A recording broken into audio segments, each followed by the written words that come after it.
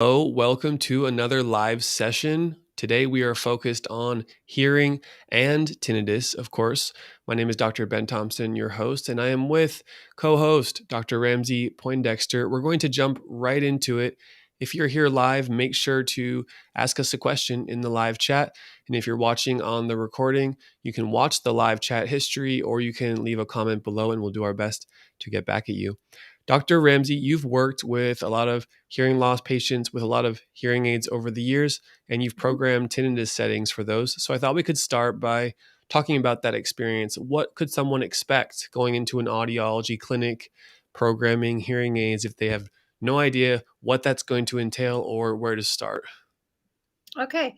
Well, I think first thing we need to talk about is yes, for tinnitus patients, oftentimes we do recommend sound therapy. And so now we have the ability to, when a patient comes in with hearing loss and tinnitus, we have the ability to treat their hearing loss with amplification, but at the same time also provide them with some sound therapy as run through the hearing aids. We call these combination hearing aids. And so we're lucky to have those. So if I have a patient that comes in and is struggling with their tinnitus, I have the ability to set up a separate listening program that I have, maybe they come in and they want a program that's only going to have these sound generation, whether it's sometimes it's like a white noise, a pink noise. Some of the manufacturers have other sort of very relaxing kind of spa-like um, uh, tones to them. And we can add those programs into the hearing aid. And And we have a sometimes, and we all have the a time, live we have a live question from Nino. Nino asks, are hearing aids for tinnitus available in California? yes, absolutely. There's multiple manufacturers that are providing amplification with the added benefit of sound programs in their hearing aids. Yes. So how would And you that start for all. once you create those settings? Mhm. How do you counsel the patient to use them? How often and um, what do they need to know? The basics. Um, I think for the most part, when we start out, I like to introduce it as a, you know, it depends. Some patients, it's something that they want to get into right away. It's something that they're willing to do as much as possible. Others, we might baby step into using the sound program. I think each person, it's very specific. It depends the level of distress that the tinnitus is giving them. If I have a patient that's like, hey, Dr. Poindexter, I'm just really, this is really bothering me, but I also need to hear better. I might get them right into that sound program quickly and get them on board with it right away and use it as consistently throughout the day as possible. It's pretty patient specific, but they also will have the ability to turn on their program or turn it off.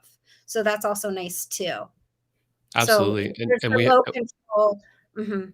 absolutely, and we have another live question from Nino. Nino, love your questions. Thanks for being here. Nino asks, can I get this at a Kaiser hospital or at a private clinic or both? Are Yes, those types of Kaiser. hearing aids limited to certain areas or any audiology clinic service them?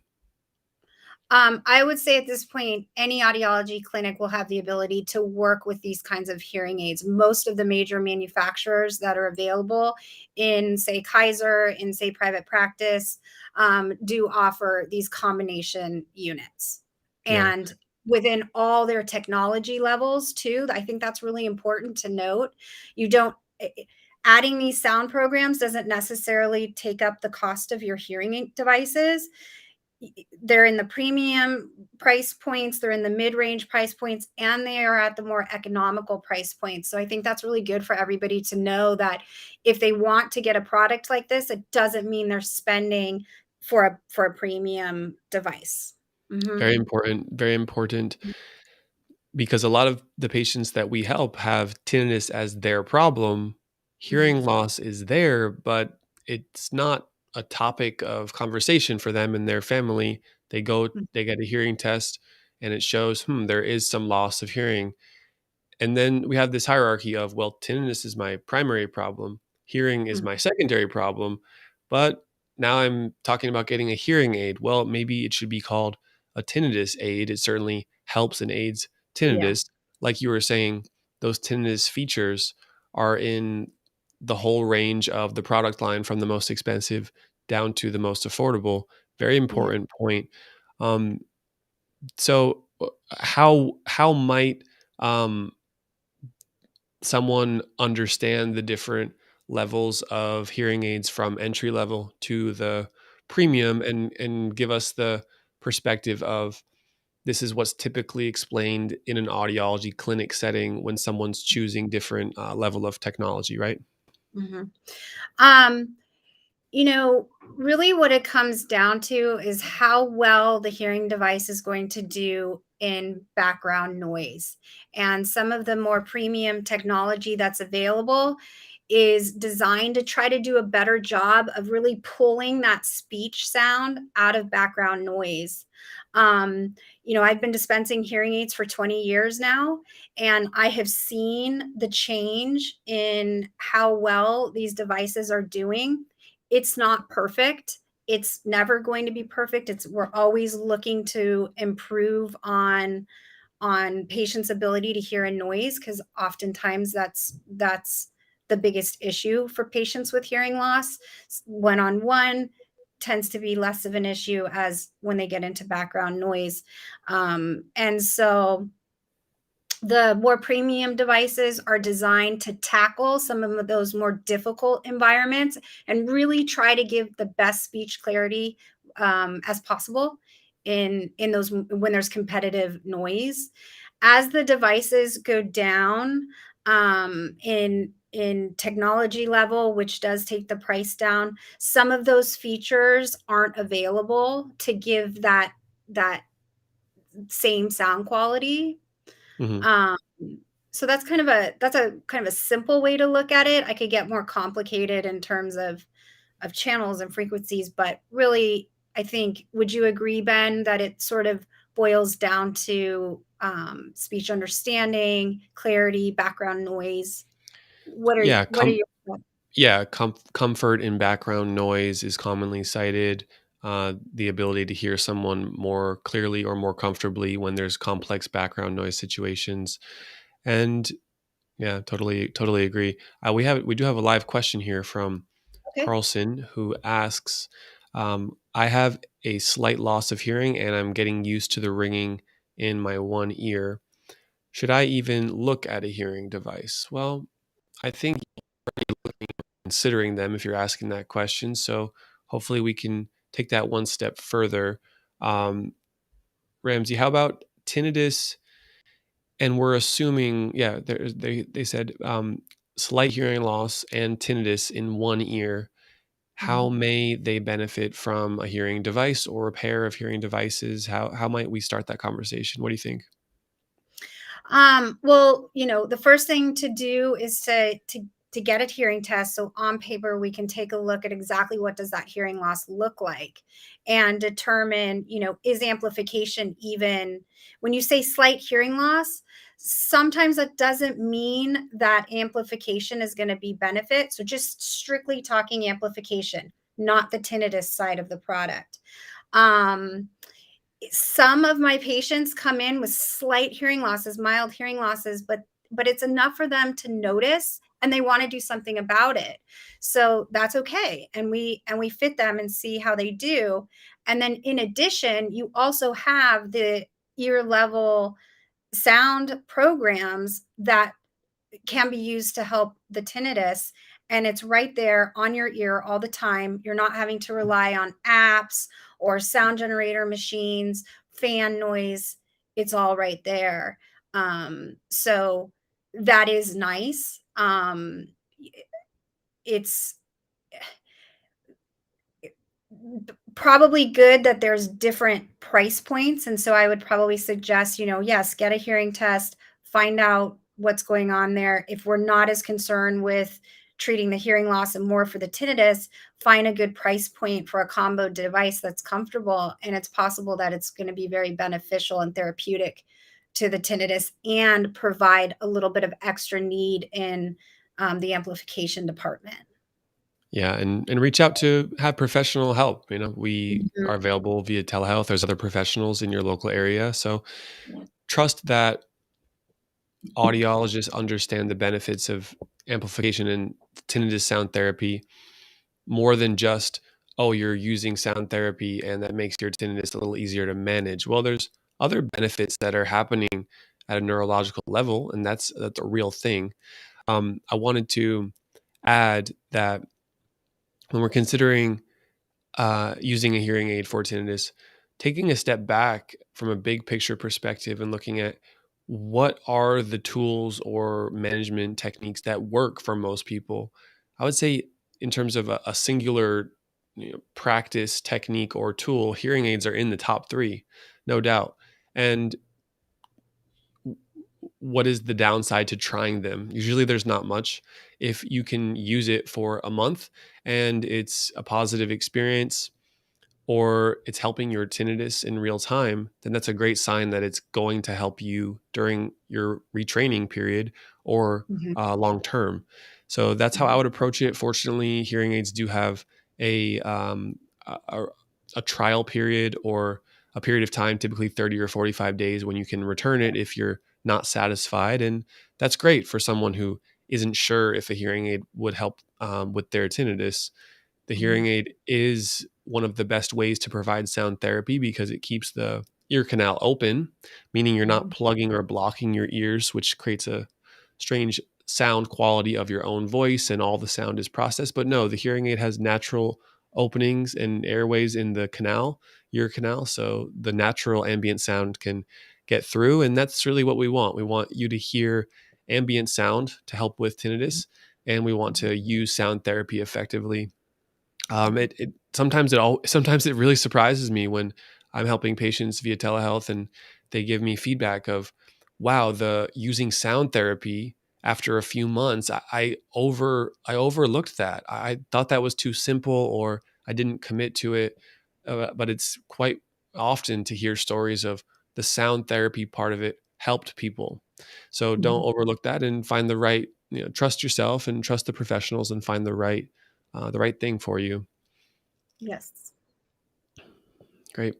We do have a few other questions coming in. Uh, let's go with Pikal. Pikal asks, I have moderate hearing loss and I'm planning on purchasing hearing aids. Based on current products, would you recommend over the ear aids for active people? Dr. Ramsey, would you like to answer Pikal's question? Um, I I love the over the ear style. They're a lot less bulky.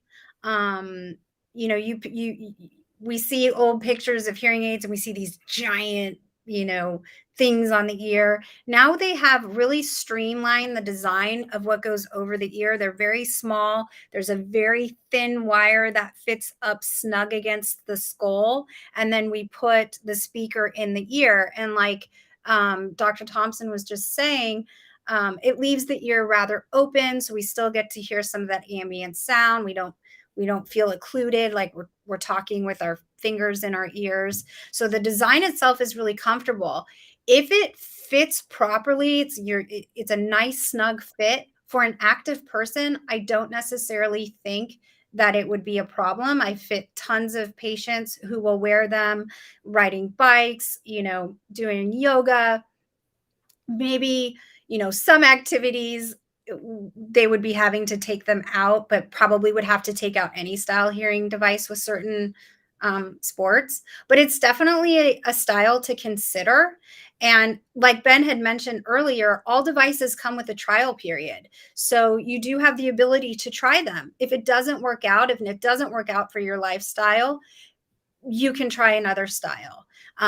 Ones that fit all in the ear. They have ones that fit completely into the canal and don't show. We even have devices that sit in the ear and are invisible and sit there 24/7. So, but I think it's okay to start with that over the ear style and see if it fits for you and know that you have time to decide if it's comfortable given the activities that you're doing. Yeah, love that. Love that. It makes me think of there's some cases where we would put this translucent clip on the hearing aid so that for people who are Sure. doing very active things where they make sure they don't want to lose it off of their body, there's ways Mhm. so there's creative ways that an audiologist can help accommodate, because the reason you're probably asking is you do need to hear better in those situations when you are active. There are ways to still keep your high activity level, do the things you love, and make sure you're hearing better without losing them. I mean, that, and they're Yeah. not very noticeable on your visibly noticeable as well, if that's important to you. So great question. And thanks for asking that. We have another question from Carlson. Carlson asks, can amplification from hearing aids further promote or cause additional hearing loss? It's a great question. The last thing we want to do is cause more hearing loss. We want to preserve the hearing that we have. Ramsay? So that's a great question. We get that all the time. The way that hearing aids work is they're never going to over amplify any of the loud sounds. So that's important to know. Um, no, it is not going to affect your hearing further. No, it is not going to cause additional hearing loss because of just what I said. We aren't going to over amplify loud sounds. The purpose of the hearing devices is to bring up those softer sounds into a range that's audible without over amplifying the loud sounds. And they do a really good job of doing that. So no, there should be of no danger. Always keep in mind, though, if you're going to a loud concert, you're, going. I can't think right off the top of my head. A very loud activity. A Chainsaw. car race, a chainsaw, maybe a football game, even. Yeah, be mindful of that. What Ben just said. We want to preserve the hearing you have. So when you are going into loud environments, protect your ears. Sometimes you don't need your hearing aids in those environments, and sometimes it's actually better to put in some noise protection in those environments. So I think that's an important thing to note. But yes, no, overall, no, it should not make your hearing worse. If anything, you want to treat a hearing loss. If you have one that is treatable, we know that that is going to be a best benefit moving forward for reasons that we can talk about on another podcast, Ben. But to answer your question, no. And when you go out into noisy environments, be very mindful of your ears. Thank you for that. And I will add that there are some low quality products that are not recommended that can amplify too loud and cross those safe levels. So it's another reason to For a good point. use quality products, or making sure you're working with an audiologist who can verify certain products are safe. Right. Most products definitely safe, but it is possible that bad quality amplification could damage further the hearing system. So So it's Ben, I think possible. We care about that.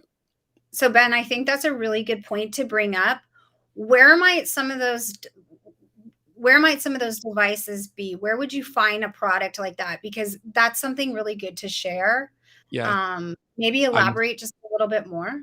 yeah, I'm so excited, and I'm not sure if you even know this, Ramsey, but I have been New working information. on this. I've been working on this video series where I I personally bought and eventually returned the top 5 most popular hearing aids on Amazon.com for under $100. Okay. The exact of hearing aid that could damage your hearing. And I ran it through tests. I ran it through our objective measure tests. I compared it to the average hearing loss, mild to moderate sloping hearing loss, and ran it through these tests to see if these hearing aids were reaching the appropriate levels of amplification to Mhm. help someone with that hearing loss. And overall, the answer was no, I wouldn't recommend those. But it was a good exercise. And a few of them were too loud and crossing those safe listening, those safe output levels. So that Hmm. means something you buy cheap for under $100 online, it has a much higher risk of doing harm. Yeah. And there's some types of hearing loss that are very basic, or some use cases, and quite honestly we understand some financial situations where maybe that's the only available option, Hmm. but still trying to be safe about it. And when I release those videos, that should explain more details about it. But it's important to us, and a lot of people are looking for that quick, cheap, and easy fix to hearing loss, and oftentimes that's not what we would recommend, if whenever Yeah. possible.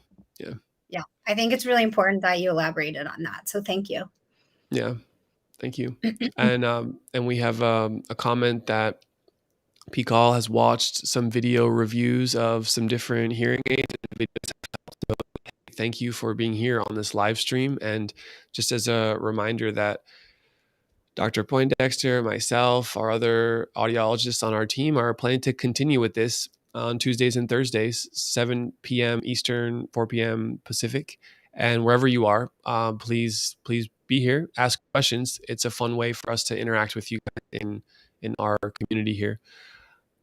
All right, we're going to be here for about 5 more minutes in this live stream. And we have one question. This will be the last live question that we answer today. This is from Melissa. Melissa, if you're still watching, please update the chat here with some more specific aspects of what you're going through, because whenever we're doing a consultation or um, helping someone find the right solution to hearing loss or tinnitus, details matter, because there's not one blanket all in one solution for any of these conditions. So it really matters about your history.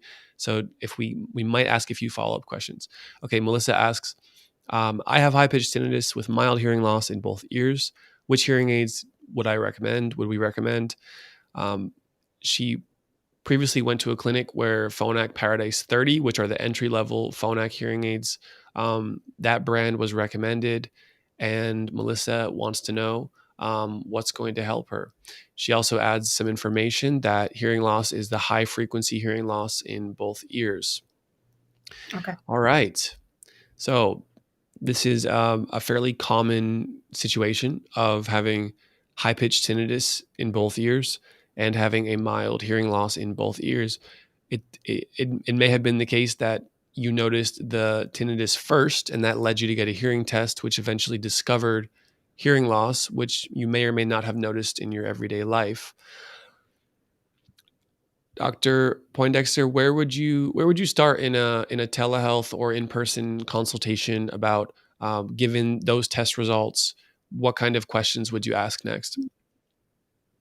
Well, I mean, I think first she's as far as the recommendation goes, just to answer your question, as far as the brand, Phonak is an excellent manufacturer of hearing aids. They're one of the top. There we have sort of five major manufacturers for that's putting out really good technology. So just to answer the recommendation that your audiologist or whomever you saw gave, Phonak does make a great entry level hearing aid. It very well might be very, very good for you. Sorry, Ben, that's not really answering what you're Oh, I love asking, it. but I'm just commenting. You answered the actual question Melissa had. So thank you Yeah. for doing that. So, so I'm sorry, I need to get so Melissa, yes, Phonak is a good brand. Uh, and sticking with their entry level, given a mild hearing loss, is probably a good way to start. As we've already told you, you do have trial periods, so you have a chance to try it, see if it works, see if you like the idea of having the amplification given your loss, as well as the ability to use the sound therapy programs within it. But Phonak is a good manufacturer. Yes. We have some other information coming in that the tinnitus onset, it began 6 weeks ago, Mm-hmm. and they were recommended the technology for amplification and the tinnitus sound generator. So sounds like Yeah. you're in good hands, and Yeah. that's something that we would typically recommend trying and monitoring, and possibly having follow-ups and getting it right. It's rare to just put them on your ears and go a year or 6 months and have no problems, right? There's opportunities for adjustments and optimizing the settings, right, Ramsey? Yes, Yeah. absolutely. So, worth giving it a shot, for sure. Mhm. Amazing. All right. This is Ben Thompson here with Ramsay Poindexter. We are audiologists and we're here to help you and answer your questions. So it's been fun. It's our pleasure. And we will be here not next Thursday because that's Thanksgiving in the US and we'll be taking that day off. But we'll continue to do these live streams on Tuesday and Thursday evening. And the purpose here is to create a sense of community, which I know we already have in the tinnitus community. We're trying to encourage more of that, as well as talk about hearing loss, hearing aids, hearing technology. So important. Um, Dr. Ramsey, do you have any final words? Um, I no, I think that this was really fun. Please keep tuning in. We really enjoy it. This is fun for us too. And like Ben said, it's nice to have this forum and to be able to talk about what we're doing and answer your questions. And I really enjoy it. And we enjoy you participating. Everybody Thank you. that's out there asking the questions. So I Thank guess you. yes. Yeah, I guess Ben, I did have something to say after all. You did, you did. You always do. We have Always the real YouTube, and we have Melissa saying thank you, and SJ showing some love. El Kent, it's okay that you missed it, El Kent. It will be recorded. It's on YouTube and on Facebook. So, all right, everyone, take care of yourselves. Have a good evening, and yeah, hopefully we'll see so you on much. Tuesday or Thursday. Bye. Yeah, thanks everybody.